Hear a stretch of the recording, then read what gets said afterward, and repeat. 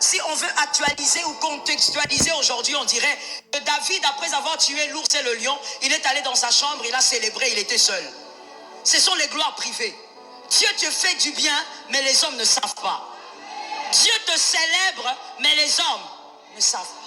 Cette gloire sert à quoi? La gloire privée sert à faire grandir ta foi. La gloire privée sert à te rappeler que tout vient de Dieu.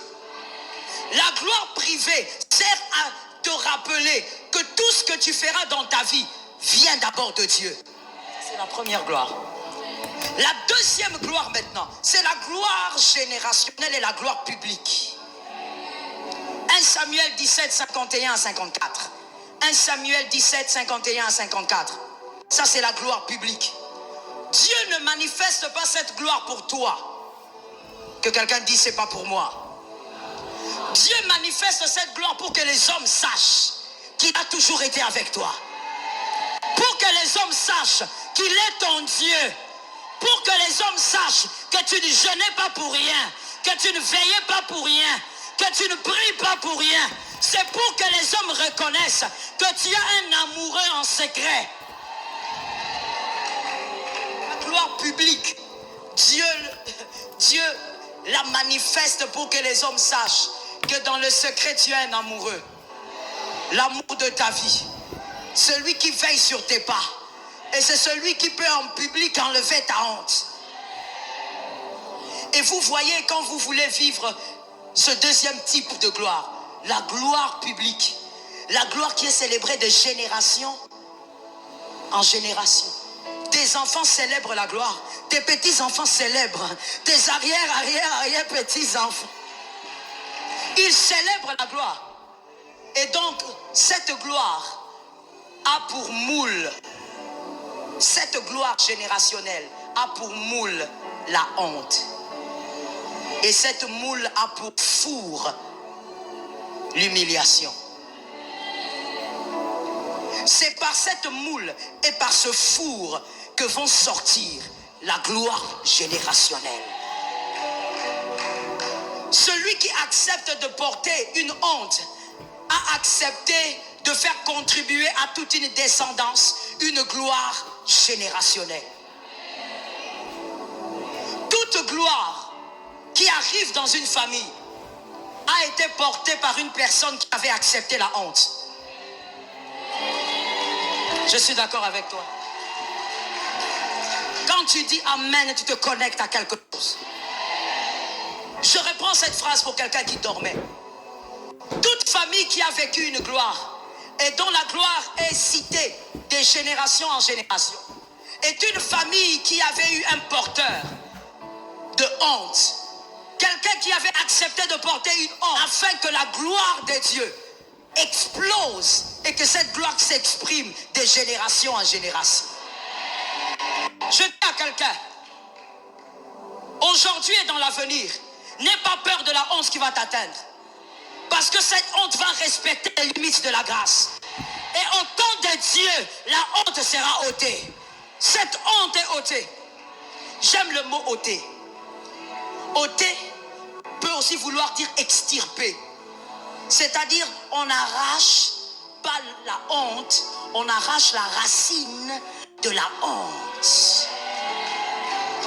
Et quand on arrache la racine, l'arbre ne peut plus repousser. C'est comme ça que je peux aller vite en besogne pour dire, on ne porte pas le manteau de la cécité deux fois. Lorsque Bartimée, l'aveugle, jette le manteau, il va vers Jésus, il n'a pas encore vu.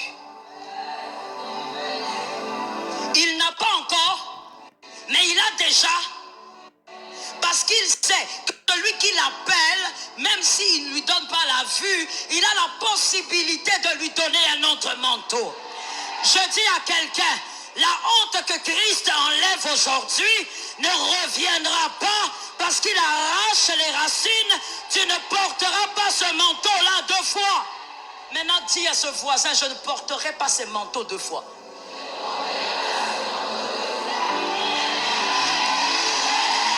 Il y a des manteaux qui tombent pendant que je parle. Il y a des manteaux que le oint est en train d'arracher. Mashiach est en train d'arracher. Il arrache les manteaux de la honte.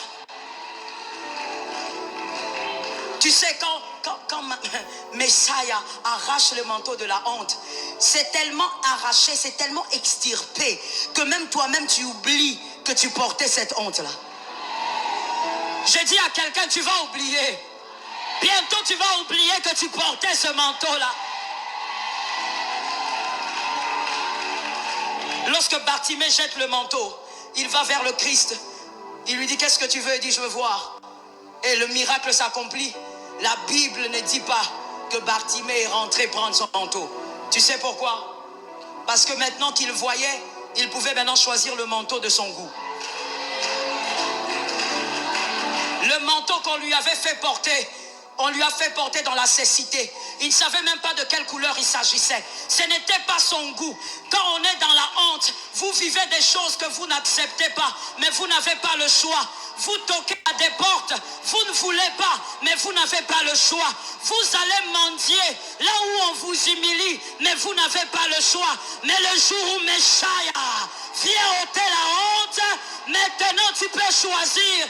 Tu vas décider, plus jamais je ne toquerai à cette porte, plus jamais je vais mendier, plus jamais je vais ramper pour avoir du pain, plus jamais. Quand Messiah enlève la honte, tu peux décider. Dis à ton voisin, tu peux décider.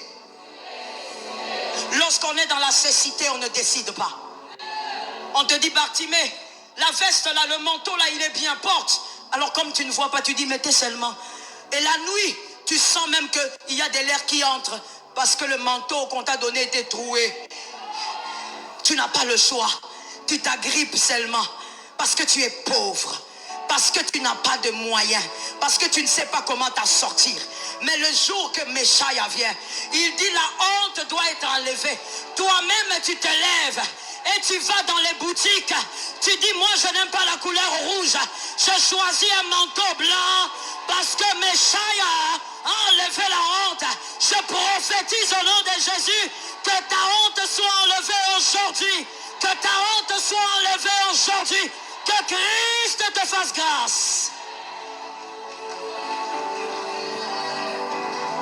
Voilà pourquoi je t'ai souvent dit, tu n'as pas besoin de la compassion des hommes.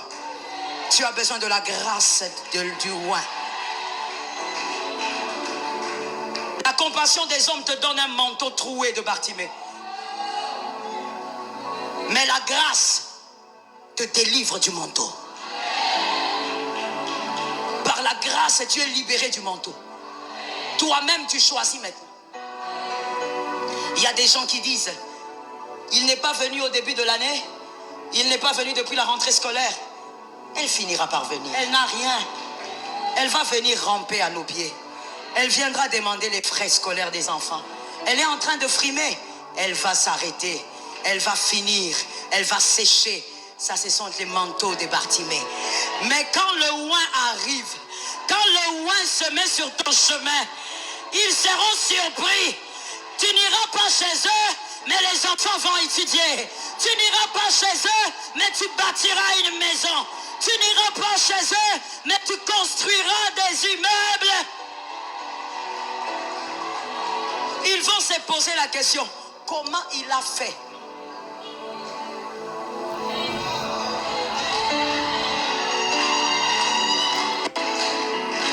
Il y a même des gens qui vont dire, mais Bartimée, où est ton manteau? Non, ne lui posez pas la question d'où est son manteau. Cherchez à comprendre pourquoi il marche sans béquille. Parce que le roi enlève ta honte. La béquille d'aujourd'hui, elle tombe. L'endroit là où on avait l'habitude de t'attendre pour étendre la main, tu n'iras plus là-bas. Ta honte a été enlevée. Messiah a tracé des chemins. Il a tracé des voies. Je prophétise au nom de Jésus. Aujourd'hui, pas demain, que le Messie trace des chemins. Quel chemin de gloire soit tracé. Soit la surprise de demain. Je ne parle pas de demain du futur, je parle de demain. Je me connecte à certaines personnes, je parle de demain. Demain c'est vendredi, je parle de demain. Je parle de demain. Je parle de demain. Vous savez, toute honte ne mène pas forcément à la fin. Il y a des hontes qui doivent arriver pour que le salut arrive. Il y a des saluts, des délivrances, des libérations de toute une famille qui arrivent, mais par la honte. Est-ce que quelqu'un m'entend? Lorsque Ruth s'est mariée, après quelque temps, qu'est-ce qui s'est passé? Elle a perdu son mari. Aujourd'hui, maman, essayons d'actualiser. Aujourd'hui, on dirait à cette sœur, tu n'avais pas demandé à Dieu, hein? Tu vois, tu t'es mariée sans Dieu. Tu n'avais pas consulté le prophète. Tu n'étais pas passé en consultation prophétique. Comment toi tu peux te marier après quelques mois? Tu n'as même pas d'enfant. Donc après quelques mois, l'homme meurt. C'est que tu n'avais pas consulté les prophètes. Il y a des choses qui dépassent les prophètes. Je n'ai pas entendu. Il y a des choses qui sont au-delà des prophètes, au-delà des pasteurs, au-delà des apôtres et docteurs. C'est entre les mains du oint. C'est le oint qui trace le chemin. Ruth a tout perdu. Tu sais, ma fille, elle ne s'est pas limitée. Au fait, Dieu n'a pas limité sa vie au veuvage. Mais Dieu s'est arrangé pour que même sa belle-mère puisse tout perdre. Donc Ruth, qui était mariée dans une famille bien, se retrouve du jour au lendemain au niveau 0. Même la famille, la belle famille, 0. Certainement que les gens ont dit, cette fille a une malédiction. Ce n'est pas normal. Toi et moi aujourd'hui, c'est ce qu'on dirait. Les liens de famille. Elle a les liens des tribus. Et pourtant, le salut de Ruth dépendait d'une honte. Une honte, je suis en train de parler, je ne parle pas à tout le monde. Je parle au propriétaire de ce message. Le salut, je ne parle pas que de Ruth, mais le salut de la lignée de Ruth dépendait de la honte. Il fallait qu'une honte arrive pour que Ruth aussi sache la porter. Et après l'avoir portée, il y a maintenant une chose qui commence à se former. Ruth ne s'est pas arrêtée à être de Kiljon. Mais après sa honte, elle se retrouve la femme de Boaz. Mais ça ne se limite pas à l'argent. Ça ne se limite pas au matériel. C'est là de ça. C'est au niveau de la descendance. Et aujourd'hui, on ne peut pas parler de Jésus sans parler de Ruth. À partir de la honte, le salut est arrivé sur sa descendance. Je prophétise au nom de Jésus, une honte va former une gloire générationnelle et un salut pour une famille. Lorsque la honte tombe sur un élu, ne sois pas pressé à mettre des jugements. Je te dis, un élu est mystique. Les voix des élus sont des voix mystiques. Arrête de dire à ta soeur, oh, regarde comment elle est devenue. Regarde ses cheveux. Laisse ses cheveux là. Elle est en train d'aller quelque part. Je peux parler? Est-ce que je peux parler? On ne glane pas, je reste toujours chez Ruth. On ne glane pas avec des cabellos. On ne glane pas avec des brésiliennes sur la tête. Non, quand on glane comme Ruth, une veuve qui n'a que Naomi, on a des cheveux bizarres, des habits bizarres. On oublie même son corps. Mais le Messia, quand il vient ôter, il va lever ta honte. Et quand on enlève ta honte, tu n'es plus la première Ruth, tu deviens la deuxième Ruth. Je prophétise, tu es la seconde Ruth. Dis à ton voisin, j'y vais doucement avec le Messia. Il y a des gens qui ne parlent pas. Voilà pourquoi tu n'auras pas de témoignage. Quand tu parles, c'est l'onction qu'il y a ici. Alors parle. Le Messia t'amène quelque part. Est-ce que quelqu'un capte? Vous savez, Lorsque le Messia doit intervenir dans la vie de quelqu'un, des fois on se pose la question, mais maman, alors tout ça c'est bien, mais pourquoi c'est dur? Pourquoi ça doit prendre si longtemps? Pourquoi on doit attendre 11 ans pour avoir cet enfant? Je dis à quelqu'un ceci, écoutez bien et retenez, il n'y a rien que moi je ne puisse te dire qui ne sera correct si cela n'est puisé de la Bible. C'est la Bible qui est l'absolu. Alors écoute bien, l'alliance qui a changé la vie de Noé est une alliance qui est arrivée après 40 jours. Et la Bible dit que 150 jours, la terre était grosse des pluies. Donc c'était impossible à Noé de descendre de son bateau. 150 jours, la terre était full de la pluie. Mais en dehors de ces 150 jours, il y a eu 40 jours de pluie. Mais après tout cela, Dieu a fait avec Noé une alliance qu'il n'avait jamais faite avec aucun homme. Et c'était la première fois où l'arc-en-ciel est paru. Mais après 40 de pluie, 150 jours de cloisonnement. C'est pour te dire que si ça dure, c'est parce que le tien va apporter une alliance qui n'a pas encore été, qui n'a pas encore existé. Dans la famille, il n'y en a pas. Ça va attirer une alliance nouvelle. Les hommes vont dire, c'est le Dieu de notre mère, c'est le Dieu de notre père. C'est Dieu qui a marché avec notre mère. Ça dure parce que toi, on parlera de la gloire qui découle de ta honte. Personne ne pourra parler de votre famille sans parler de ça. Est-ce que quelqu'un me capte? Il y a des gens, quand on cite le nom de la famille, on ne parle même pas leur nom. On parle de tout le monde, sauf de lui.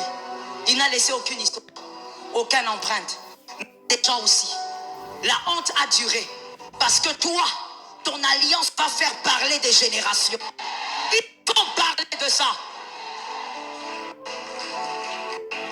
Vous savez, lorsqu'Agar est là et qu'on n'a pas Isaac, on supplie pour porter Ismaël. On supplie pour porter Ismaël. Et des fois même Agar va refuser et toi tu pleures parce que tu n'as pas Isaac. Lorsque tu n'as pas Isaac, tu veux qu'Agar reste là. Parce que quand tu vois Ismaël, tu es consolé. Même si c'est l'enfant de l'autre. Lorsqu'on est dans la honte, vous savez, il y a des gens, même quand ils vous insultent, vous ne pouvez pas les éviter. Pourquoi? C'est lui qui te donne le pain. C'est lui qui habite tes enfants. Même quand tu vas là-bas, on humilie ton père qui est déjà décédé. On salit la mémoire de ta mère qui est morte. Tu ne peux pas ne pas aller chez cet oncle. C'est lui qui te paye les frais. Tu acceptes cette honte-là. Tu acceptes de voir Agar et Ismaël parce que tu n'as pas Isaac.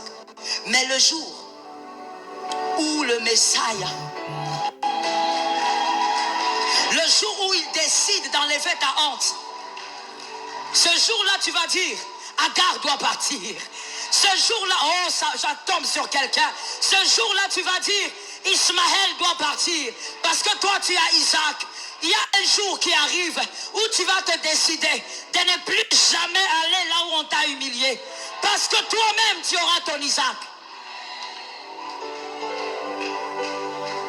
Que cette parole tombe sur une maison. J'aime la parole de Dieu. Vous savez, quand le Messie avait enlevé la honte, il ne tient pas compte de qui vous êtes, de vos origines. Vous savez, il y a des hontes. Peut-être qu'il y a des gens qui sont venus mais qui ne sont pas vraiment concernés, mais il y a des gens qui sont concernés qui sont là. Il y a des hontes quand ça vous atteint. Vous commencez même à vous poser des questions sur vos origines. Vous vous mettez vraiment sur la chaise et vous commencez à vous poser des questions. Est-ce que vraiment je suis né de cette mère? Est-ce que je suis né de ce père? Est-ce qu'il n'y a pas une histoire qu'on me cache? Il y a des hontes. Il y a des hontes que tellement ça vous colle sur la peau. Vous vous posez des questions même sur votre vie. Mais quand le Messie arrive, il s'en fout de qui vous êtes. J'aime ça. Ça tombe sur moi. Il s'en fout de d'où vous venez. Il s'en fout du nom de votre père, du nom de votre mère. Il s'en fout même d'où vous êtes, à quel endroit vous êtes. S'il décide d'ôter votre honte dans un marché, il va l'ôter dans le marché. Ah, ça tombe sur quelqu'un. S'il veut ôter la honte maintenant, now, il le fait tout de suite. Je finis en disant, le Messie entre dans le temple. J'aime l'homme de Galilée. Heureusement que j'ai pour moi le Dieu d'Israël.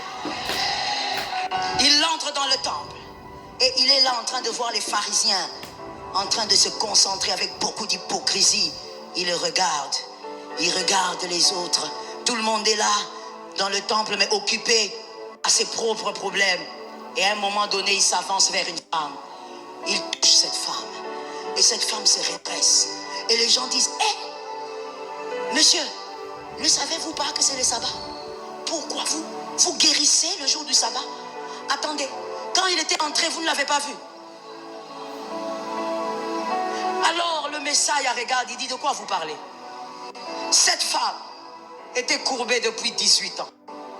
Et le Messie précise, il dit: ce n'était pas une maladie ordinaire. Le démon l'avait gardé captif depuis 18 ans. Donc la honte de cette femme provenait des pouvoirs mystiques. Il y a des hontes qui proviennent de pouvoirs mystiques. Oui. Et ça va la foi. Il dit: cette femme était captive. Elle ne devait pas être libérée. Vous, quand vous avez vos bêtes, vous ne les sortez pas du trou le jour du sabbat. Mais vous voulez me parler d'un jour, alors que cette femme a souffert pendant 18 ans. Cette femme était redressée le même jour. Lorsque cette femme est allée au temple, je parle à quelqu'un. Cette femme ne savait pas que c'était son jour. Cette femme ne savait pas que 18 ans de souffrance arrêtaient ce jour-là. Mais parce que l'homme en question était là, celui qui arrache la honte, et il a arraché la honte. Je dis à quelqu'un: peu importe là où tu seras, si seulement tu crois, il arrachera la honte. Peu importe ton âge, si seulement tu crois, il arrachera la honte. Il s'en fout de savoir. Shalom bien-aimés dans le Seigneur Jésus-Christ. J'espère que vous avez aimé cette vidéo. Abonnez-vous et partagez pour porter l'évangile de Jésus-Christ aux nations, car il y aura plus de joie dans le ciel pour un seul pécheur qui se repent. Merci de faire partie de notre famille où on refuge Jésus-Christ.